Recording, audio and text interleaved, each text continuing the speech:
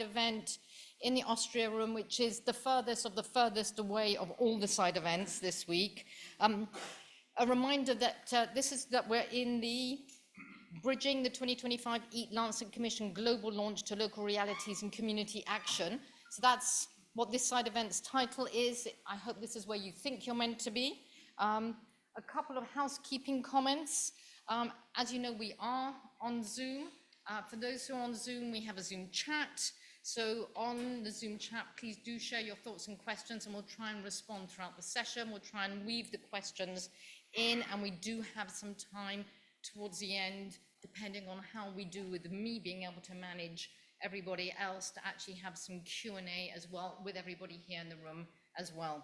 We've got a QR code up here, we'll show it again, which leads you to what we call the CFA, the Community for Action Google site. That's where you'll find this summary form with policymakers, but also a number of other action briefs, and we'll come back to that later. The summary for and with policymakers, for those in the room, you found on your seats. This is a launch, so take it with you and launch it here in Rome, and those online, launch it in your networks. In a short time, we will get to hear something from the Commission, about the Commission from Fabrice de Klerk, but we do want to give maximum time to our policy panelists who, the names you can see up in front, are going to be coming up very soon. Enough for me from the moment, because Preet's already thinking that I'm eating into her time. Preet, come up. Preet Lidder, Technical Advisor to the FAO Chief Scientist and fellow adventurer, I would say, in the mobilization of effective science policy society interfaces, addressing the nexus challenges of feed, care and protect. Over to you, Preet. Thank you, Amanda. And good morning, everyone in the room and online. It is also a real pleasure for me to join you today at this event, which really brings together a remarkable group of policymakers, scientists, community leaders, civil society and private sector. And I think all of these are joined by a shared commitment to transforming our agri-food systems. So I probably don't need to tell this room that agri-food systems sit at the very heart of the nexus between health, nutrition, environment, climate, and justice. So transforming these systems really gives us one of the greatest opportunities of our time, not only to tackle the root causes of hunger and inequality, but also while protecting the planet that sustains us. But also to drive that transformation, we need more than just good intentions. We need action, and we need that action to be guided by the best available science and evidence. And again, I think many of us here know that the integration of science and evidence into agri-food systems decision-making is not something very straightforward. There are still significant gaps in how we translate the appropriate evidence and knowledge into actionable context-specific guidance. And this is where I think science policy interfaces, or SPIs, are really crucial. And science policy interfaces are more than just connecting science and policy. They're also about building trust, they're about fostering inclusion, and co-creating knowledge that is actionable and can drive real transformation. So last year in December, the FAO Chief Scientist Office published guidance on strengthening these SPIs for agri-food systems at the national level. And in this guidance, we use the metaphor of a baobab tree. So the roots are the many sources of knowledge that we draw upon. These could be scientific, local, traditional, indigenous peoples, policy knowledge.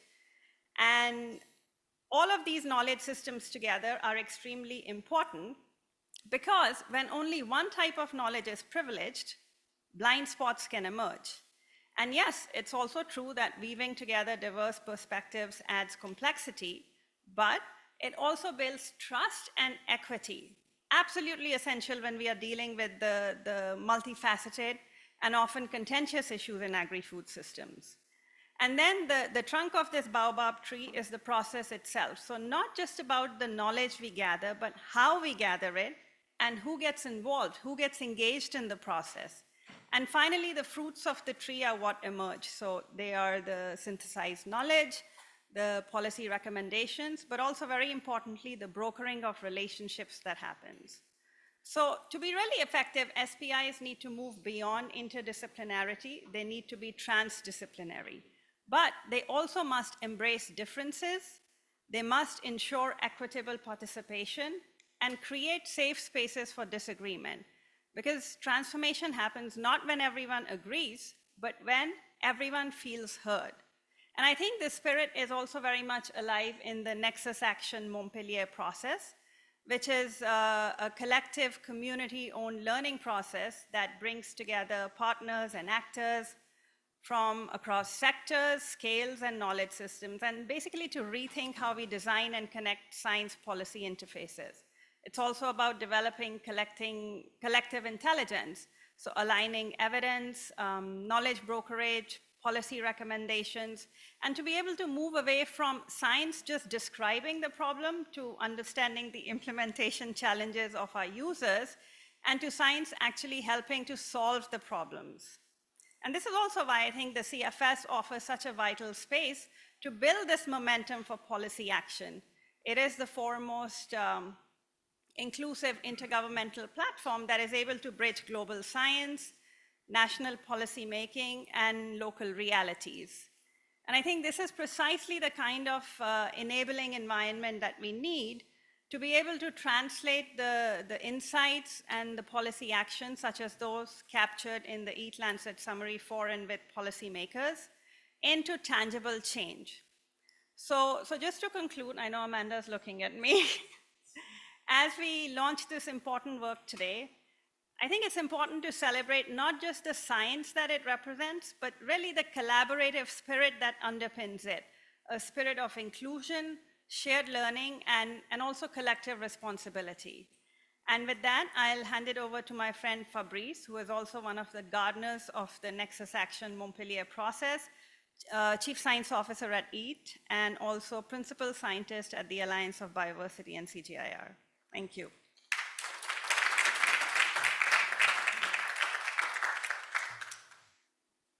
Thanks, Preet, and hello, everyone. It's great to see you all. And I think, Preet's points are really important. We're less here about launching either the commission or the summary forward and with policymakers, but we want to create the space to really explore what does it mean for science to engage in science policy interfaces. I think as scientists, we're very good at calling for food system transformation.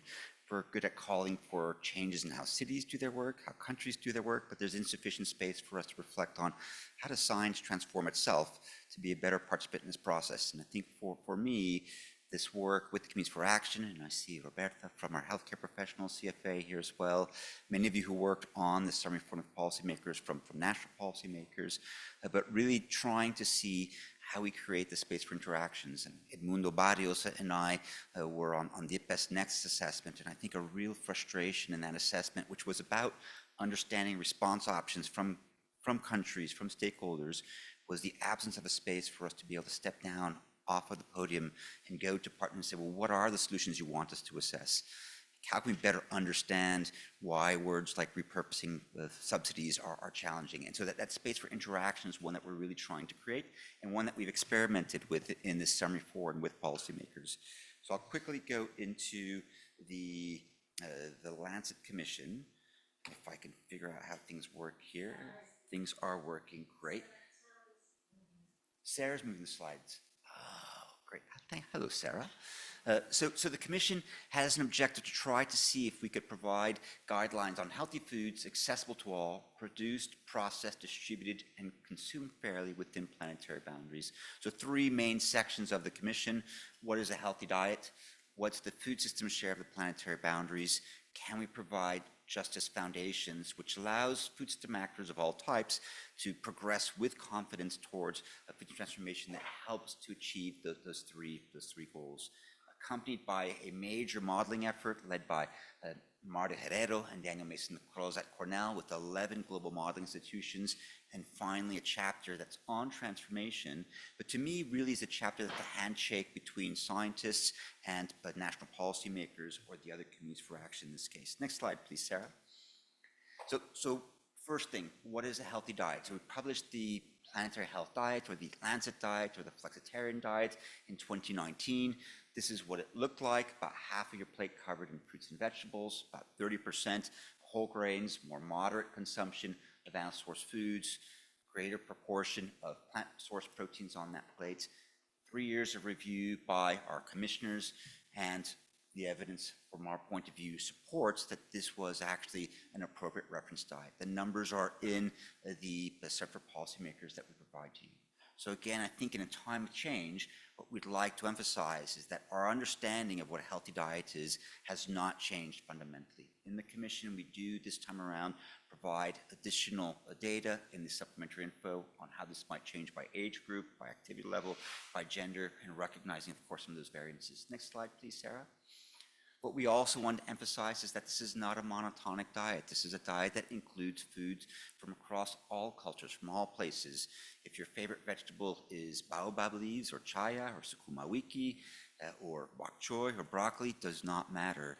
But really it's about trying to consume within the proportions of that reference diet, recognizing that you can have a vegetarian diet that is healthy, you can be vegan and can be healthy, and you can, of course, also include animal source foods in your diet and be healthy. So trying to, again, to emphasize these ranges that describe low risk in terms of healthy food consumption, and recognizing that the more we can progress towards this reference diet, the greater we're able to reduce the risk of unhealthy consumption and all forms of malnutrition. We assess that this diet would allow us to avert 15 million deaths per year. Next slide, please, Sarah. The second part is the environmental side, and these are the planetary boundaries, but in green. At the UN General Assembly a couple of weeks ago, Johan Rockström and team proposed that we've now transgressed the ocean acidification boundary. What we did this time around was to assess, well, what is the food system share of these planetary boundaries? And next slide, please, Sarah. What we found is that when we look at the food system shares, that the food system is the primary driver of planetary boundary transgression. It's 30% of climate change, but it's 80% of biodiversity loss, it's 40% of land occupancy, it's about 80% of freshwater consumption, 70% of pollution by nitrogen and phosphorus. And when we look at novel entities, particularly biocides and antibiotics used in food production, it's a primary driver of novel entities as well. So understanding how we can change what foods we consume, how we produce them, where we produce them, are a major means by which we come back within planetary boundaries. We'll talk about that in just a minute. Next slide, please, Sarah. The third piece is work that was led by Christina Hicks with Shakuntala Tilsted and Nitya Rao to see whether we could describe just foundations for food systems. So we used a human rights-based approach, recognizing recognitional justice, representational justice, and distributional justice, and calling for four, I think, principled human rights that we feel need to be better understood and work towards in food. One is the right to decent work. Second is the right to food. And third, the right to a healthy environment. And then encompassing all of them is the right to freedom and agency. And when we assess what the global status is today across those four rights, next slide, please, Sarah. What we find is that only 1% of the global population lives in what we would call a safe and just space, that is consuming foods within planetary boundaries, but living above these social foundations, or where these social foundations are met. And I think the big point that we want to emphasize with this portion of the work is that, one, when you understand that food is a primary driver of planetary boundary transgression, the right to a healthy diet also becomes a responsibility. Those of us who are driving unhealthy overconsumption not only harm ourselves individually, not only impact public health in our places, but also are driving pressures that are imposed on communities that often are more marginalized and have less ability to respond. And so we think the food system challenge is both about making sure that everyone everywhere has access to healthy diets, but also that those of us who are consuming recognize our responsibility to healthy diet as part of our global contribution to justice. Next slide, please, Sarah. This is the modeling work, and I think what we want to emphasize with this, and this is just one slide, there are reams of figures from this exercise, again, 11 modeling institutions, is that we are at a crossroads. Business as usual, represented by the orange, means that by 2050, feeding 9.7 billion people increases land by 4%, increases greenhouse gas emissions by 33%, increases freshwater use by 13%, increases nitrogen and phosphorus use and pollution by 41%. transition towards a healthy diet, reducing food loss and waste by 50%, increasing production efficiency would allow us to feed 9.7 billion people on 7% less land than used today. This would be the first time in history that we produce more food for more people on less land. And I think that's something to celebrate. It would allow us to reduce greenhouse gas emissions from food by 20%, allow us to make significant reductions in water consumption as well as in nitrogen and phosphorus pollution. Additional mitigation efforts, which are quite costly, would allow us to go even further in those impacts. Next slide, please, Sarah. That the last piece is emphasizing and recognizing or exploring what are our solutions that we can take that allow us to move towards healthy, more just and sustainable diets. And here, three major domains. One is achieving the planetary health diet for all, or achieving healthy diets for all. And I think here we want to emphasize that when you look at either the planetary health diet or national food-based dietary guidelines, there's important debates and discussions amongst nutritionists as to how do we continue to refine and revise those values? But the trajectories that both those guidelines show are the same. And I think we really need to be able to support countries in moving towards those healthy diets. Second, securing social foundations. And third, producing the planetary health diet within planetary boundaries. Next slide, please, Sarah. We propose 8 categories of solutions. The first one being shifting towards healthy diets. The second one, protecting and promoting healthy traditional diets. Next slide, please, Sarah. The second category, focusing on food production, is focused on implementing and sustainable and ecological intensification. And we talk a lot about the need to both improve production capacity as well as to make it more environmental through agroecology, regenerative practices, or other ones. Halting agricultural conversion of intact ecosystems, recognizing that remaining intact ecosystems are critical to maintaining climate stability and maintaining a stable Earth system. And third, reducing loss and waste. And finally, Sarah, last one for this group, securing social foundations, recognizing efforts to secure a decent work, ensure meaningful voice and representation in work. And third, and the 8th one, recognizing and protecting marginalized groups. And what we hope is that by understanding these different solution spaces, that we challenge individuals and organizations working as frontline actors to not just think about what their climate impact is or what their justice impact is, but really begin to test how their interventions impact health, sustainability, and justice together. And by doing so, I think being better at identifying what unintended consequences might be and being much more intentional in solutions that we apply. I think that's it for me, right, Sarah?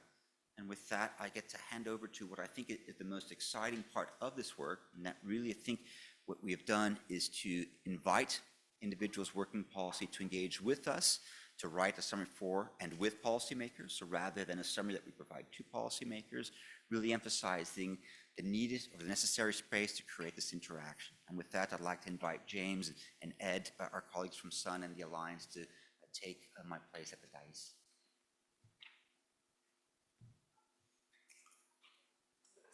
Hello, everybody. Come on.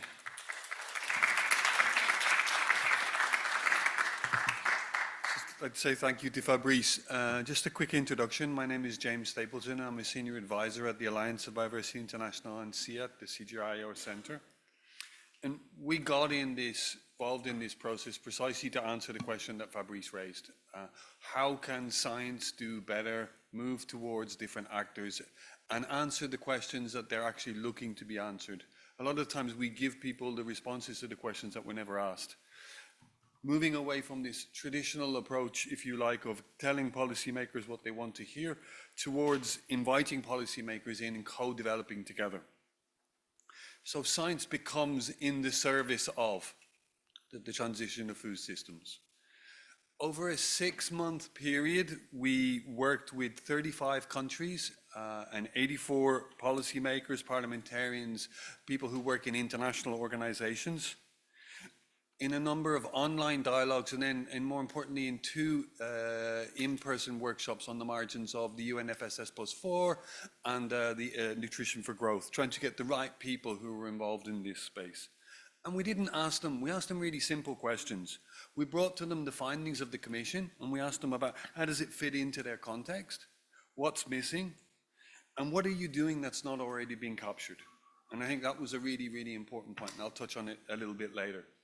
So there are 10 messages that come from the Commission report, but what you have on top of the 10 messages in this document is nuances coming from governments, slightly different messages, going a little bit further. We have 8 policy solutions, and Fabrice said, with the Commission initially came out with 23 policy actions. Discussing with national policymakers, we've added another 12 policy actions onto that. And examples where you'll find littered throughout. You'll see them in blue in the document. You have the examples where national policymakers and international organizations tried to nuance and add value to what was coming out of that. So I think maybe the easiest way to try and tell you what did that actually mean is when you look at the messaging. If you look at, for example, message 2, when we're talking about the flexible, compatible with cultures, countries said, no, that's not enough. We want to go a little bit further. We want to have it. We want to have a clearly written in whole of government approach. You know, we want the guidelines to be revised with national guidelines, taking into account culture and other externalities which need to be dealt with, trade policies, agricultural policies.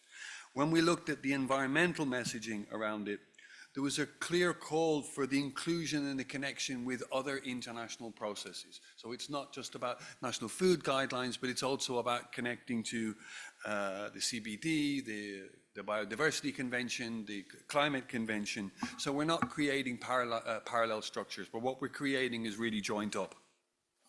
And then I think the last one in the area of justice. The Commission talks about, you know, half the world's not meeting the minimum rights. The richest 30% is causing damage to the lower 30%. But then the countries came in and spoke about what countries can do and what countries are doing. When we take the approach of the voluntary guidelines to support progressive realization and the right to adequate food, right? It's the progressive realization, but all countries have a role in playing their part. It's the shift around looking at the problem towards how to resolve the problem. But there were also solutions that countries added in that weren't put forward by the Commission, which really reflect what's the dynamics that are going on the ground. So when we look at in Brazil, there was a real call for focusing on shifting diets, that some traditional diets are already meeting nutritional guidelines. And what we need to do is to call them out, not to replace them, but to support them. When we're talking about the development of roadmaps, which was referred to in Solution 1, Tanzania spoke about setting up the intergovernmental, and it's not the only one, intergovernmental committees to be able to manage whole of government approaches. So they were able to capture the synergies and the trade-offs in making the decision. And I think probably one of the most telling was called out by Kenya and Tanzania when they're looking at, yes, we need to move towards representation, but what does representation mean? They called out indigenous groups and they called out youth communities, and they spoke about the things that they're doing on the ground in youth-focused agripreneur hubs, incubating health. So, you know, what we're seeing is that the pattern across countries have made, what countries have brought to this focus has been more operational, more focused on governance, more about power, and more connecting to existing frameworks. So what Preet spoke about the second is when we exclude certain actors or when we're not involving them early enough, we've got blind sides. We're missing opportunities, but we're also missing the way they're doing it. And I think before I hand over to Ed, there's a couple of things that I think that we've maybe learned from this, because I don't think this is over. We're publishing it today, or would I say we're making this document available today, but this document will change. This is a part of a rolling conversation, right? And what we've learned about this is we need to be in contact more early and more frequently. We need to be bringing stakeholders in at the very beginning to determine what is the frame and what we're looking to do in the future, and not just asking them about what we've done, and to be checking in with them more frequently at the beginning, in the middle, at the end. So we're really, really curating the conversation, because it's with these curated conversations that you get an appetite for action. And I think, so as we look towards EAT 3.0, I think maybe the question is, what does science tell policymakers is what questions policymakers need from science. How can science step up to act to meet the needs of policymakers? And in this case, policymakers, but other stakeholders. And I'll stop there and hand over to Ed. Thank you very much. Thank you, James. And I'd like to thank EAT and the Alliance for bringing the Scaling Up Nutrition movement into this process. for developing the summary forum with policymakers. Because for me, one of the standout slides has been the finding about that small population, part of the global population who are in the safe and just space. And that also links to the huge amount of the world's population who cannot afford healthy diets and realize their right to adequate food. And we see this unfortunately reflected in many of the 67 sun countries who account for 62% of global stunted children, 75% of high wasting prevalence, and a third of the anemic caseload of women of reproductive age. So that's why we felt it was really important to bring the voices from these countries into the summary forum with policymakers to ground it in their realities. As James said, the first of the action workshops happened on the margins of the Nutrition for Growth Summit. And at Nutrition for Growth, 44% of the total commitments related to the transition to sustainable food system, healthy and sustainable food systems, and climate action. And many of these relate to dietary shifts and creation of a more sustainable and healthy food environment. And we know subsequently from conversations and polling that we've done with some countries that food systems are the highest priority area for the integration of nutrition as well. But there are major challenges, and from our focal points in government, we know that 44% of them feel like, only 44% feel like they're consistently integrating nutrition considerations into food systems, and only 17% into climate policy. One of the reasons countries struggle with this integration is to be able to show the co-benefits of nutrition in other sectors beyond health. So the nutrition is part of the broader conversations where it needs to be. And I think this summary forum with policymakers is going to be a useful tool for us to help advance this conversation. Many of the policy recommendations are within reach, and we know this because many of the sun countries are already doing them, from taxes on sugar-sweetened beverages, restrictions on marketing of unhealthy food, and actions to support transitions towards healthier diets. These actions are underway. And the countries already have multi-stakeholder, multi-sector platforms in place, which bring together some of the diverse stakeholders needed to drive this change. So in thinking of some of the ways forward and listening to the countries, I think there is some work ahead of us to take these findings forward. The first is in mobilizing the support that countries need to realize some of these policy actions, both from technical support that's sustained, but also from peer-to-peer learning. And I think processes like this are really an opportunity to bring out this peer action so countries can learn from each other when they are bringing these recommendations into place. The second is on financing, which is a huge gap. And then the third is on equity and resilience. How can we make these recommendations work for the most vulnerable, for those related to facing shocks from instability, political crises, and climate and demographic changes? I think that for the next EAT Lancet 3.0, that's an angle we'd really like to see brought in more strongly, but something that we can start having the conversations on now. So thank you very much, and with that, I'll hand back to Amanda, who will take us and introduce us to the panel.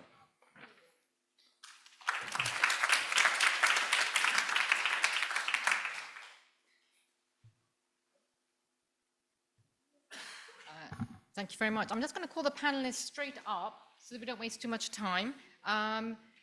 Maybe in order. So Janine, do you want to jump up and come and join us? Janine Coutinho, who is advising the Office of the Secretariat of Food and Nutritional Security at the Ministry of Social Development from Brazil. I think I'm right here. Okay. Tiago, thank you. I think I have the right order here. Tiago, come up as well. Come, take a seat. Try and find yourself in the right place. Otherwise, Fabrice will tell you where to go. So this is our double act from Brazil. Tiago Lima da Silva, from International Cooperation Coordinator at the Ministry of Agrarian Development and Family Farming. So it's great to have as I said, our Brazilian double act up here today. Very important. Sandy, come and join us. Sandy McCleary is a policy advisor at the UK's permanent representation to the UN in Rome, focusing on international development and multilateral cooperation. Sandy, thank you very much. Again, as people are coming up, just to say, all of these people have been directly engaged in the summary reform and with policymakers all the way through the process. But yes, Stineke, you're right there. She was on the starting blocks. Stineke Önema, former Executive Secretary of UN Nutrition, so known to many of you here, and we are in the Austria room in the ESN space, so you should be feeling at home here, I think, Stineke. But also today, Senior Policy Advisor for Food Security and Nutrition at the Ministry of Foreign Affairs of the Netherlands. We should also have online Matthews Mura from Zambia, the Deputy Executive Director of the National Food and Nutrition Commission, currently also Sun Movement Government Focal Point. Matthews, are you with us? Do you want to unmute yourself and say hello?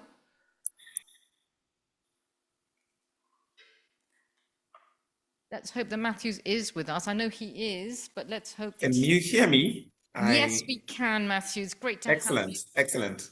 Thank you very much. And finally, of course, never finally, but never least, Lina, and there she is. Lina Savelli, known to everybody here in the room as well, Deputy Director of the UNF Coordination Hub. It's a big panel and we don't have that much time. So this is going to be fun. Fun, but also we're hoping that our panelists, who are all excellent and experienced, are going to get straight to the point. We have the questions up on the screen because we're also hoping that everybody in this room, including our virtual room, also is asking themselves the same questions and is willing to actually think about them in relation to how they would respond to those questions as well, whether you're sitting in a national space or you're sitting in a global space. But I'm just going to remind people of the question, and then Janine and Tiago are going to, in just a moment, let me just tell everybody what the question is. They're going to jump in. They're going to get 4 to 5 minutes, and then we'll go and we'll listen to what everybody has to say. I've already briefed them. This is a dialogue. Again, you would have heard the communities for action we've been working with. These are risky, safe spaces for dialogue on tricky, often uncomfortable questions. So this is not the plenary space of CFS. This is a slightly different model of conversation here. And let's see if we can really model science, policy, society interfaces. So the question, before I talk for too long, what are the principal factors enabling and hindering efforts to sustainably and equitably transform your national food systems? It's a big question. What's working? What's not working? Based on a real example. And then, just as James said, what do you actually need from science to do, not just in terms of as research, but also to mobilize science itself? I'm saying it more slowly so that everybody gets a chance, and then Nina will come to you with our global question at the end. Okay, Janine and Tiago, you're off. Thank you, Amanda. So from Brazil perspective, the factors that enable the transformation of food systems are, above all, the existence of strong and participatory institutional frameworks such as CISAM, the National Food and Nutrition Security System, which ensures federative governance, intersectoral coordination, and social participation. Another enabling factor is the presence of public policies grounded in scientific evidences. We have concrete examples, and we are going to present one of them. And this example also aligns with the planetary diet. In 2023, we published a presidential decree establishing new basic food basket, aiming at promoting adequate and healthy diets and reorienting a set of public policies implemented across several ministries. What were the effects? First, the exemption of reductions of taxes on fresh and minimally processed foods led by the Minister of Finance within the context of our tax reform. The relationship between the development of Basic Food Baskets Decree and EAT Lancet framework is very close. The decree was based on the dietary guidelines for the Brazilian population and also incorporates criteria such as respect, food culture, and traditionals, seasonality, biomes, and environment protection. In practice, our goal is simple: to make healthy food more affordable and accessible to everyone. Good morning. So to make food more affordable and accessible to everyone, the government decided we need to produce more food. And to incentivize the production of healthier food, we have this special credit line in our national program for strengthening of family farmer. It's a credit line which offers loans with 2 or 3% of interest rate. Just as a comparison, the national interest rate is 15%. So we are offering family farmers 2 or 3% for them to buy seeds, seedlings, fertilizers, fuels, seeds, and other inputs to provide healthier foods. This policy was designed in an interministerial way, along with different agencies, but also with social participation, because social participation is crucial for us in Brazil. We are a continental country, and from Brasilia, we are not going to understand the different challenges people have in the different biomes, in the Amazon, in the semi-arid regions, in the Brazilian savanna, the pampas. So we need to listen to people in the ground. And inside our ministry, we have a national council for family farmers, where they can have a say, provide advice in different stages of policy making and policy implementation. But despite this policy, which has been enacted this year, this program has 30 years, but this specific credit line was enacted this year in support to the decree of the basic staple food, the basic canasta. We have some challenges. And the truth is that some of that credit is not taken by family farmers. We cannot provide all the credit that we could. Why? Many challenges, but one of them is that the family farmers do not feel comfortable in banking environment. And the other challenge is that banking managers, they do not often know how to connect with family farmers. So we need to bring together these different communities, the banking community and the family farmers community, so they can reach an agreement in everyone's interest. And we believe in Brazil that that's where science can play a role. Science centered on people, science valuing traditional knowledges, indigenous knowledges, science that can bring people together and make us work together despite our differences. Working together in an integrated manner is crucial for a food system transformation if we want to have a systemic approach to it. Thank you. Thank you so much, Janine and Tiago. I'd asked Janine and Tiago to talk about whole of government, and they went so much further and talked about whole of government, multi-scale, and then also about what that means in terms of the social fabric and how there's a social participation into that. And then in terms of science, I thought also really interesting in terms of people-centered science, but science as conveners. And that's something that Preet indicated to some extent, but that's actually coming out, as did James and Ed, is coming out even more strongly. I'm going to go straight on to you, Sandy. Thank you so much, to actually talk about both what the UK is actually, where it's making progress on. We hear the UK is accelerating its own progress, but also what that means in relation to its international role that it's playing as well. Over to you, Sandy. Thanks so much, Amanda. And thank you for the opportunity not only to participate today, but to have participated as one of the policymakers who came together to work on this summary. I think as a means of dialogue, it's a really interesting way of working at the science policy interface. And I think it's something from which multilateral and multilateral fora could really learn, including here at the CFS. So for the UK, food systems are not a side issue. They're central to national security, public health, and our ability to meet climate and nature goals. The 2025 EAT Lancet report underlines that food systems are the single largest driver of planetary boundary overshoot, that current diets are making people sick while driving environmental harms, and that power imbalances shape who benefits and who pays the costs. And that is clear, I think, in the UK for us at home, but also how we act with partners abroad. So we've, as the UK government, have just set out a new holistic roadmap, the Good Food Cycle, aka the Food System Strategy for England, that looks to address these kinds of concerns. It brings together health, resilience, nature, and growth into what we think is one coherent approach. It's deliberately cross-government in its approach, which I think speaks to the points that our Brazilian colleagues were talking about, and it seeks to make healthy and sustainable choices easier and more affordable, whilst also backing British producers and building on regional food cultures.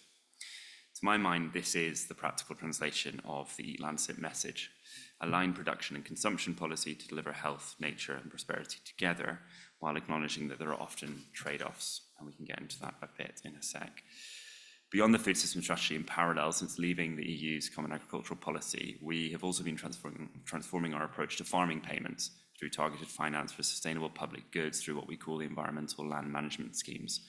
Again, I think this aligns with what our Brazilian colleagues were saying just before. This is pushing on three things: profitability, productivity and partnerships, as well as ensuring that agriculture forms part of a clear One Health approach. But change is hard.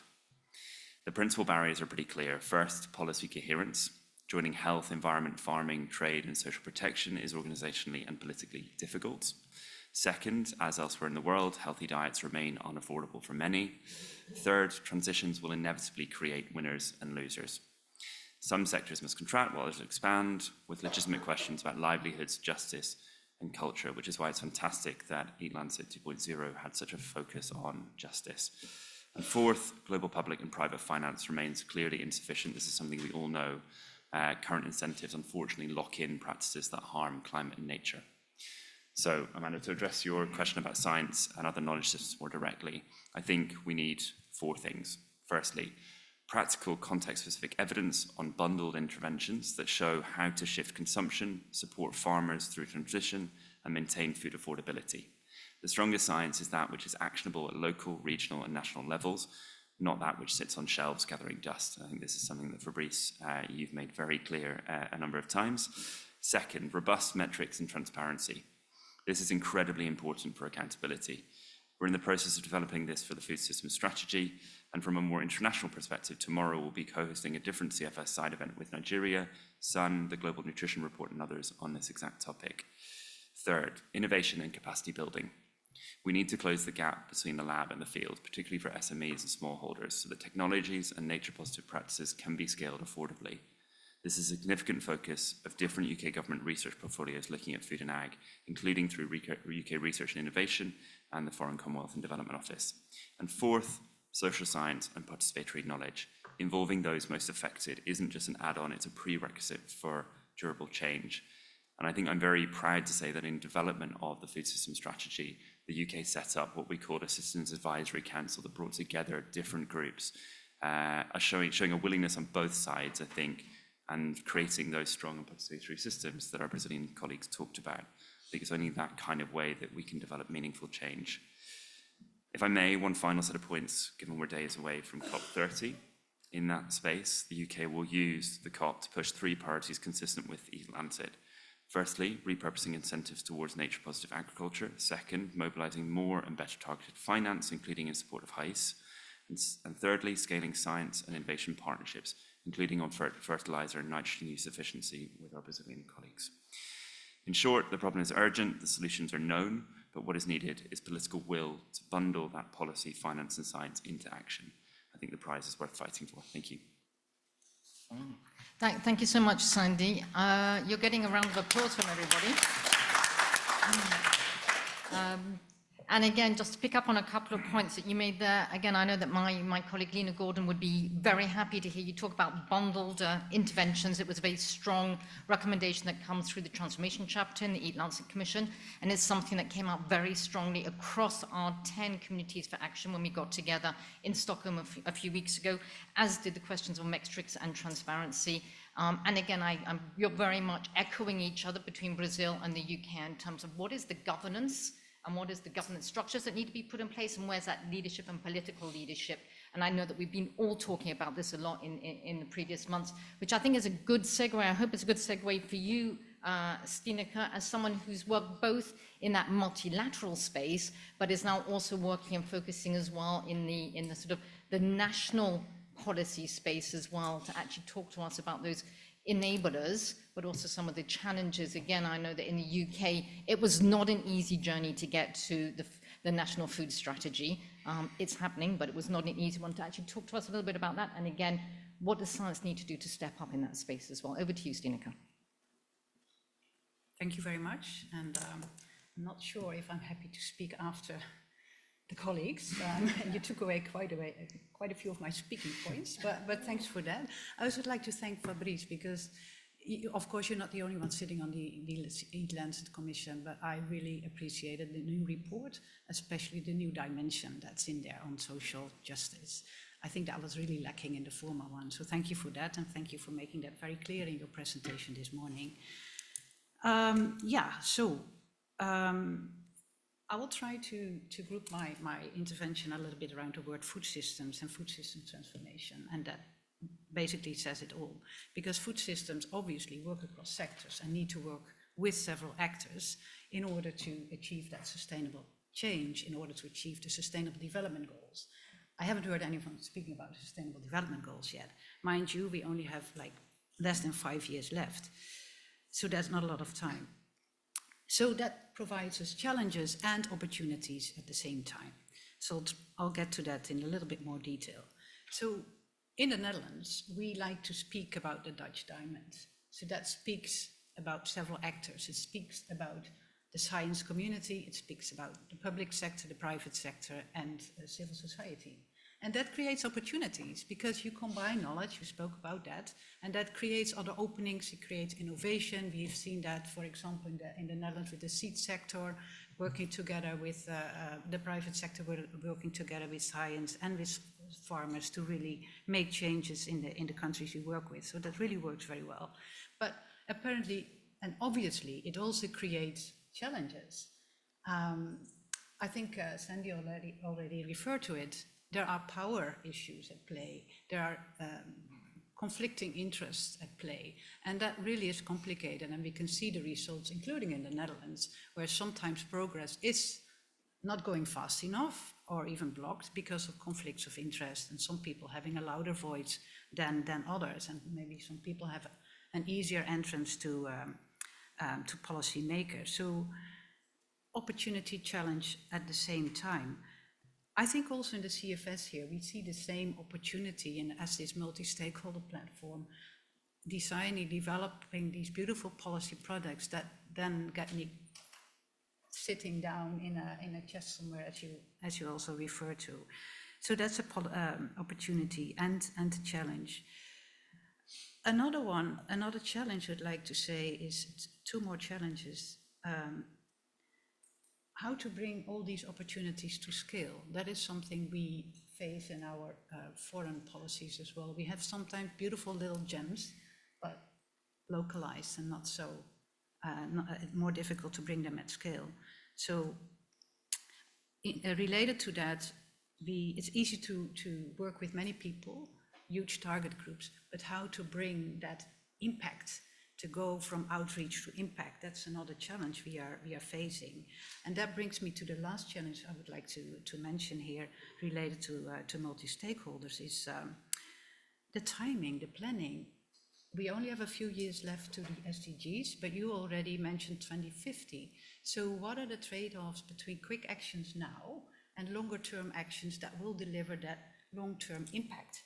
That is something we more often, I feel, we speak more often about challenges between actors and conflicts of interest, and not so much about picking low-hanging fruit, which can be very useful, but maybe that damages opportunities for the longer term. Very quickly about cross-sector collaboration, I think those deliver very good synergies as well. Like the food climate convergence, the food climate biodiversity, you mentioned them all. So there are opportunities for synergies, for double and even triple duty actions. The challenge, of course, is when you get to negotiate the trade-offs. So that's also where we need science. A few words about science, if I still have time. Can I? 1 minute, okay. So maybe then 4, very quick. Please hang in there. No, honestly, this is a difficult time for science. People have opinions, but we need to base our policies on facts. So science is going through a very difficult time, and we need to take that into account. I think we need science to work with policymakers also to articulate the question together. I think that's extremely important because we don't want any results sitting on shelves. We need very clear communication, and that also has to do with fighting the opinions. We need fact-based actions. And then again, I spoke about synergies, I spoke about trade-offs, but trade-offs, that's really something we need science to help us with. We need very clear advices, or at least the facts on what are the trade-offs between choosing, if we need to choose, if there's not an opportunity for triple duty action, if we need to choose between two sectors on the short term, what are the trade-offs? So help us there. What are the actions? And then the timing. The timing is a nasty one because the policy cycle often is 4 years max, if not much shorter. And science, you spoke till 2050. So I really think that is something we need to get together on. Thank you very much. Sorry for taking long.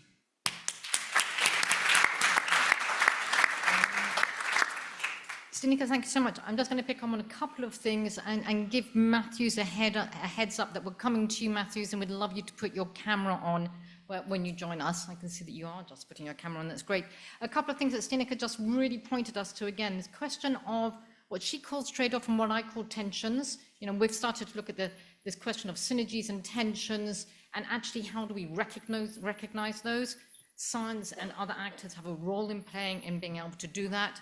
Because once we start doing that, we start looking at the pace of change, if we actually want to have the urgent impact that we need at the scales that we need to have that. And I think that our common friend, Patrick Caron, when he talks about scales and scaling, talks about that in terms of what happens at a local and across local scales and how that connects to the global and then also comes back to the local as well. Rather than make the assumption that it's about replication of those isolated projects, it is actually going to do the job. I think we know that it's not. Matthews, welcome. Great to have you with us. Again, the same question that we've had to everybody else, the enablers, the challenges, how you're making progress in Zambia in relation to those enablers and challenges, and where you think science needs to step up and how to actually make further progress. Over to you, Matthews. Thank you very much. And thank you once again for this opportunity to share some insights on what we're doing in Zambia, both looking at enablers and some of the factors that are not making it easy for us to move at the pace that we would want to move. So I think quite a number of points have been raised, but I'll focus on just a few. So I think one of the principal enabling factors for us that is helping us to sustain and just advance our food systems transformation is the fact that we're incorporating our food systems transformation actions in our national development plans. So Zambia, like many other countries, would have development plans that run for a period of 5 years, and everything that is government priority has to appear in these development plans. Whatever is not appearing in that development, in the development plans, becomes very difficult to, get government action, but also unlocking financing for those actions, as well as also just ownership by the country that, these are our priorities. So for us, we have embedded the food systems transformation in our 8th National Development Plan, because we are currently working with the 8th National Development Plan. And that has helped us to unlock some funding that is going to the various sectors that are contributing to all the food systems transformation efforts that we're making. As well as also we conduct joint monitoring, because when you have the national development plans on a quarterly basis, all sectors have to sit together to account for the actions that they needed to do. Also just take stock of the challenges and how they can be unlocked. So it helps us to just move this development agenda. And then also another area that I wanted to mention is just the fact that for Zambia, we have quite good governance and coordination structures that are supporting food systems transformation. So we have our vice president, who's the overall coordinator for food systems, but also just nutrition in general.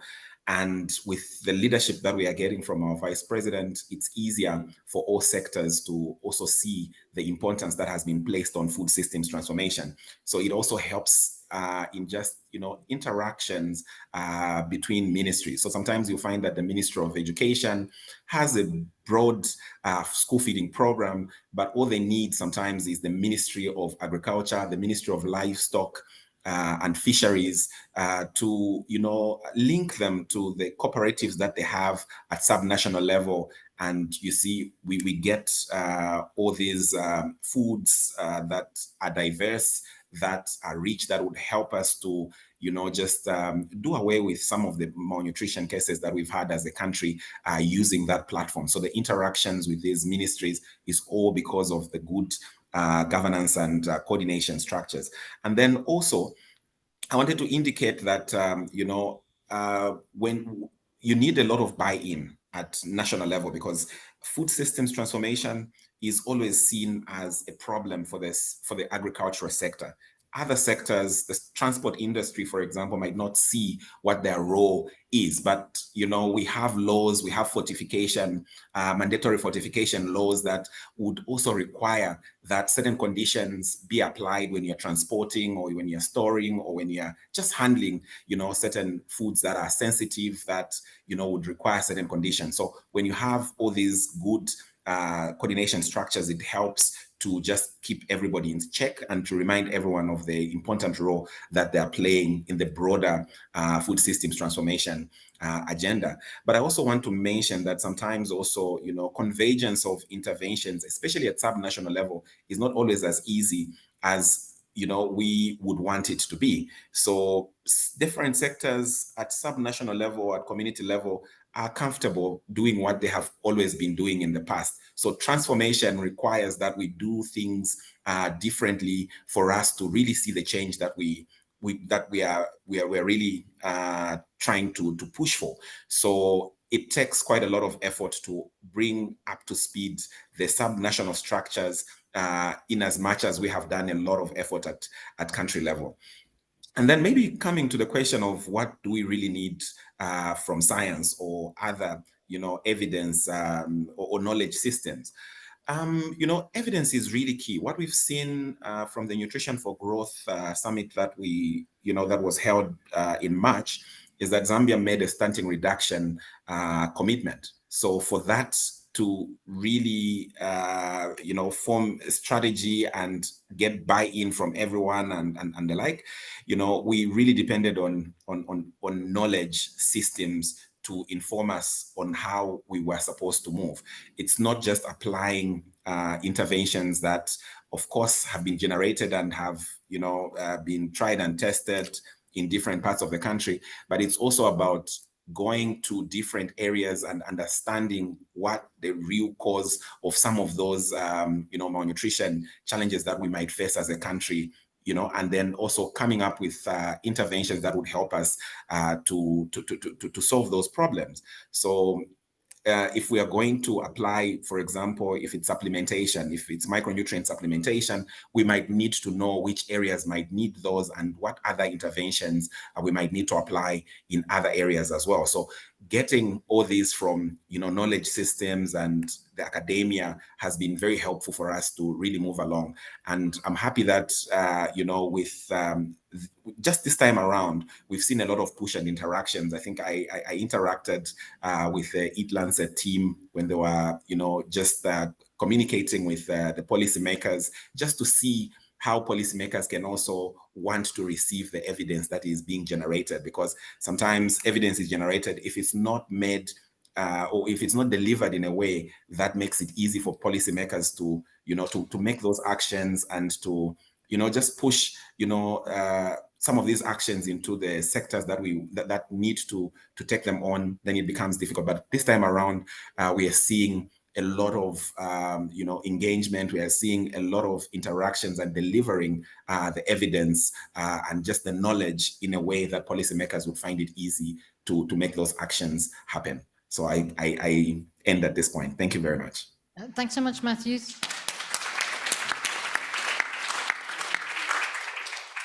And once more, I think really important, we heard it as well, I think from everybody, that what we're talking about takes effort and it takes real leadership. I think the very point that the Vice President's office is so active active in Zambia is a real model of where leadership can actually lie to actually have that sub-national as well as national collaboration and coordination take place. Nina, I'm going to hand over to you. I'm also aware of the time.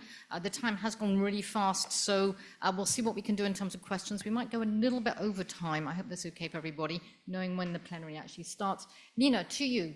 So we've got a question to you, which is really about what is actually standing out in the work that you're doing at that global level in this science policy society interface. You are the science policy society interface. I know I've said this before, but I think that's certainly where the hub really stands out.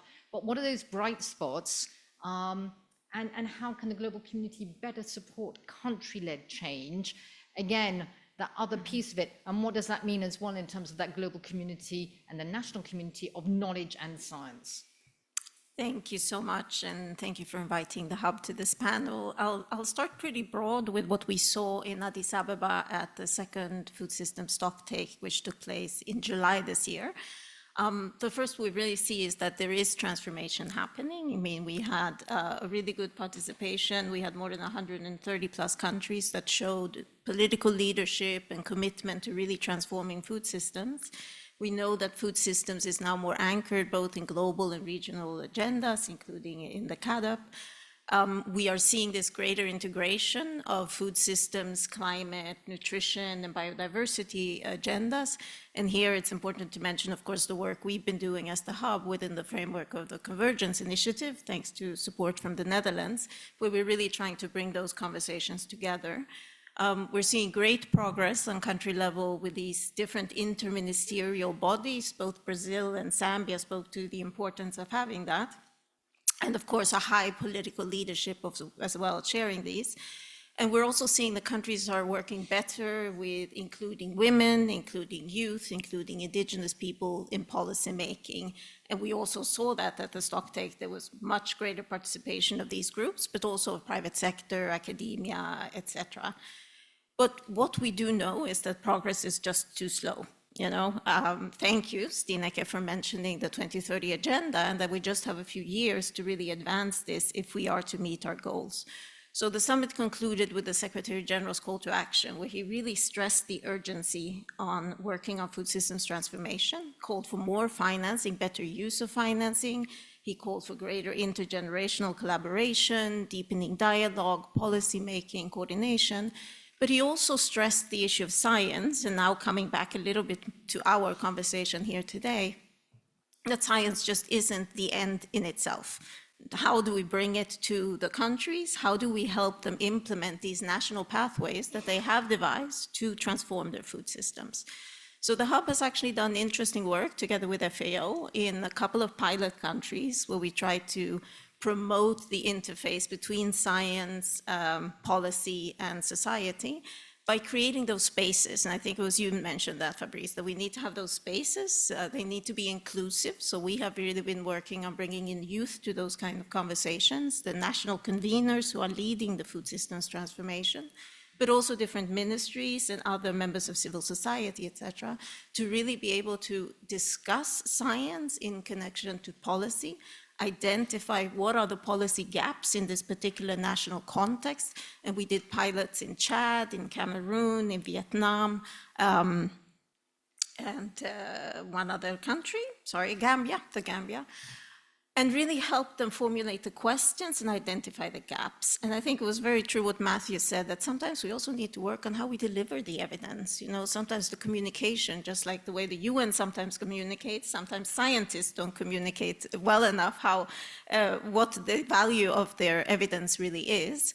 So we had to do a lot of work of capacity building of these different actors, not just bringing them together, but building their capacity and analyzing policies, understanding the evidence and the science that's being presented, and trying to integrate it and localize it. So these are important steps that need to be taken. Like we said, we only have about 5 years up until the 2030 agenda, and food systems truly is a way to be able to leverage accelerate the implementation of so many different sustainable development goals. Again.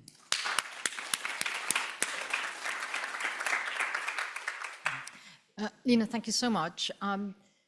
And again, this notion of, and it's coming out a lot through here today, the notion of pacing, urgency.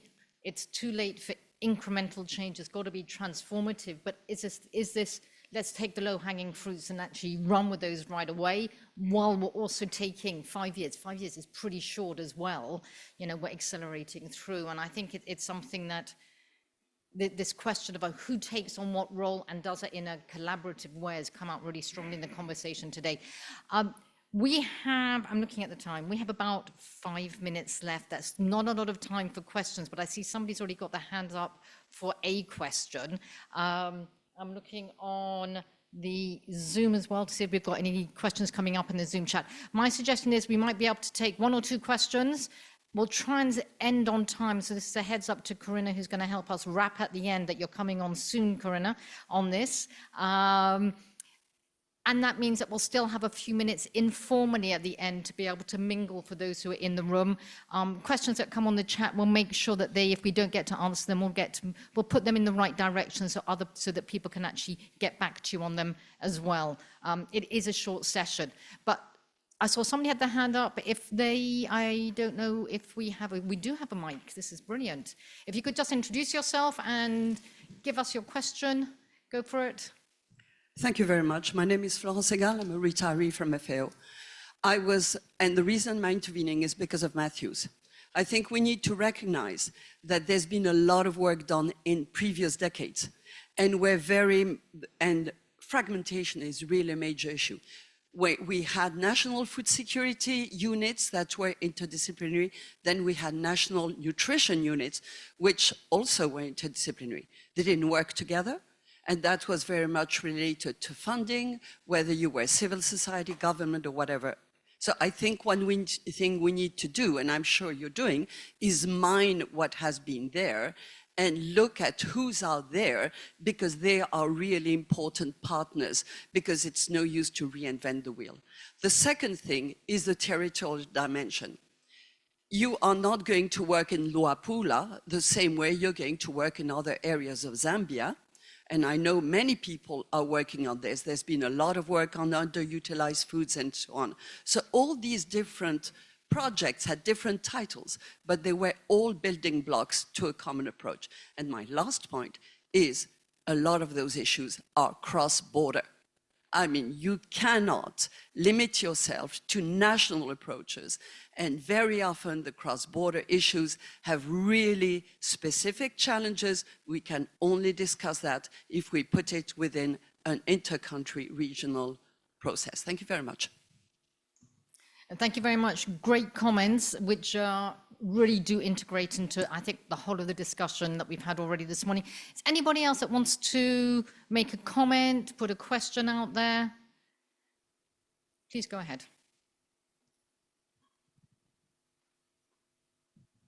I had a question about the policy recommendation and action the EAT Lancet is providing, particularly on protecting environment to reduce the impact of agriculture on land and deforestation. What's your comment on the EUDR report that has been announced and not voted yet? Okay, that's a great question. I'm not sure if Fabrice has any interest in answering that question. It's a very political question, as opposed to a question from a report which is a science report. And I'm just saying this as somebody that's had to moderate the science stage at the Stockholm Food Forum. And we've tried to actually protect the scientists, the commissioners. So it's a really important point, and I think you're making a point rather than asking a question at this point in terms of where we're going and what we're seeing in terms of, are we looking at a backlash or not in terms of regional policy in Europe, but also in other countries and regions in the world. Does that respond enough to you on that? I'm just thinking, I don't know if there's anybody on the panel that wants to respond. Obviously looking at my European or my European single colleague here. No, we're going to take this to the coffee and the cornettos afterwards. Very good. This is the little juggling piece, isn't it? I think on this, we get to move into the next part of the session right now. We did want to take 1 minute. I'm actually going to ask Fabrice and, well, let's have a round of applause for the panel, first of all.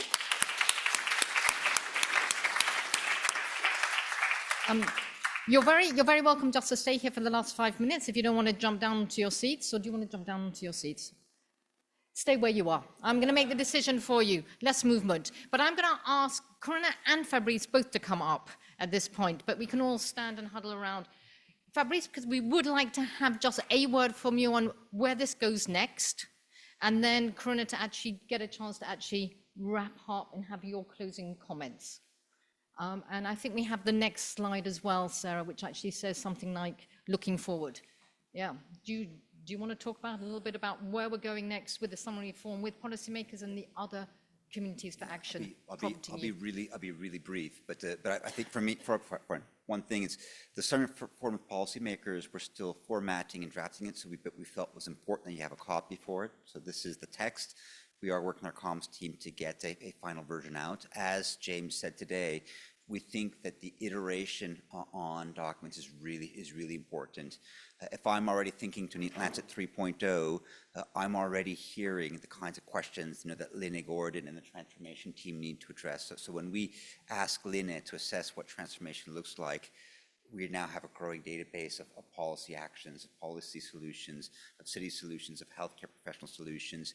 And already I'm seeing that the science is becoming more responsive to that need. And so certainly for me, these interactions, particularly from an EAT Lancet point of view, are fueling what this next commission might look like. So it becomes increasingly a mirror of the needs of these communities. I think I want to stop there, Amanda, but we will continue to engage, and it's my pleasure to hand over to Corinna, who was an EAT Lancet 1.0 commissioner and now driving change here in FAO. Thanks very much, and thanks very much for inviting me to give some final comments from this session today. I want to read out, and I'd like to thank the Lancet for the work that you've done and the work of this policy process as well, which is very valuable. And I wanted just to quickly remind of the first message that is in this document here. Countries have an opportunity to transition from addressing these crises separately towards more integrated solutions, seeking synergies and efficiencies across economic governance and policy domains. And that's exactly what has been addressed and talked about here today. And I'm glad to say that how to do that is set out in this document here, which is called Transforming Food and Agriculture Through a Systems Approach, which was led by the division that I lead on agri-food systems here at FAO. And what we've done here is to really sum up what has been discussed. So when I was listening to the panelists, when I was listening earlier, everything that is mentioned has been brought together in this document, because it's really clear what it is that we need to do in terms of understanding the interconnectedness that's set out in that first message, in terms of and what can facilitate that transition. So we heard about the need for a clear vision, a clear interconnected vision. We heard about the need for governance structures that support that. We heard the need for knowledge that then supports that.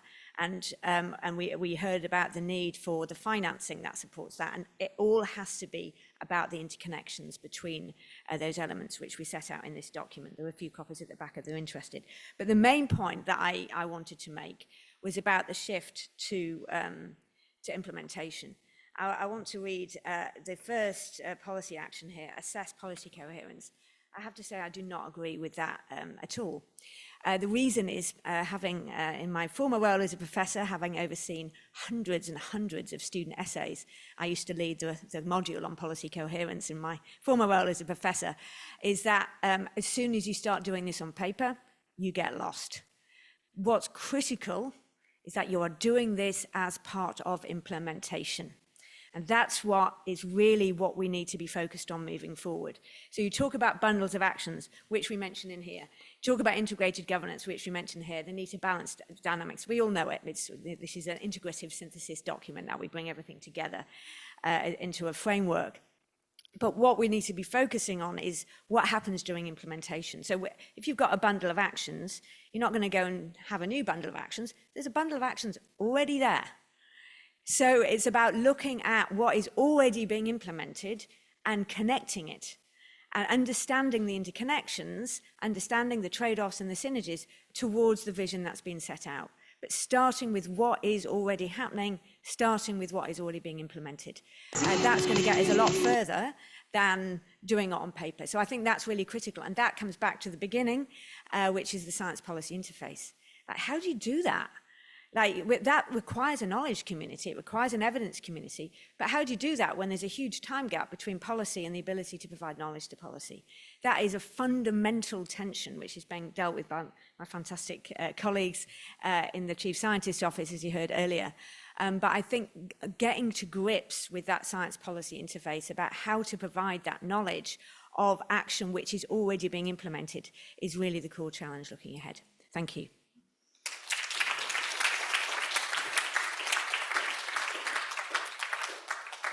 Thanks so much, Corinna, for a great challenge as well to all of us. Focus on implementation. How do we actually make the science policy, and I would add society interfaces, actually work? What does that look like? And let's learn about those. We have to end here. I heard the noise coming in.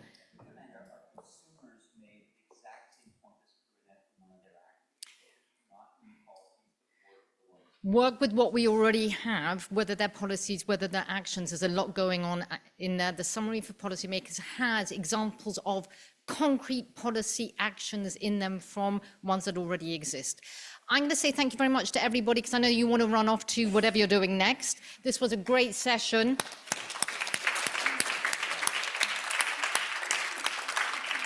And thanks so much to those online. We had a really great turnout, about 40 people coming online. So thank you to all of you.